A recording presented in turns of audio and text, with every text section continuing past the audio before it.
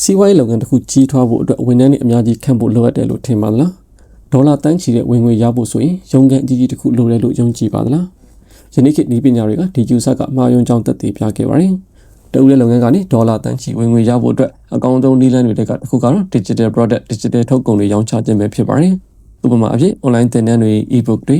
software တွေဒါမှမဟုတ်ပုံမှန်ဝန်ဆောင်မှုပေးရတဲ့အလုပ်တွေအစား subscription ပေးရတဲ့ပုံစံမျိုးကိုပြောင်းလဲလိုက်တာမျိုးပါဒီလိုလုပ်ချင်းအဖြစ်ကိုကတစ်ခါပဲအလုပ်လုပ်ရပြီးအဲဒီကနေဝင်ငွေကတော့အချင်းချင်းရရှိနေမှာဖြစ်ပါတယ်ဒီနည်းလမ်းကိုယ့်ရဲ့ကျွမ်းကျင်မှုနဲ့အသိပညာကိုအခြားသူတွေစီကိုပေးဝေရင်းနဲ့ကြီးမားတဲ့ဝင်ငွေကိုရှာဖွေနိုင်ဖို့အကောင့်ဆုံးအခွင့်အရေးပဲဖြစ်ပါတယ်အချိန်ကုန်စီတဲ့အလုပ်ထပ်ခါလုပ်ရတဲ့အလုပ်အားလုံးကို automation စနစ်ဖန်တီးပြီးလက်လွှဲလိုက်ပါပြီးရင်ကိုယ်တိုင်လုပ်တဲ့အလုပ်တွေကိုပဲကိုယ်တိုင်လုပ်ပါ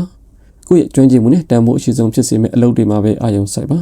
ကျန်တဲ့အလုပ်တွေအားလုံးကိုတော့ virtual assistant စီကိုလွှဲပြောင်းပေးလိုက်ပါ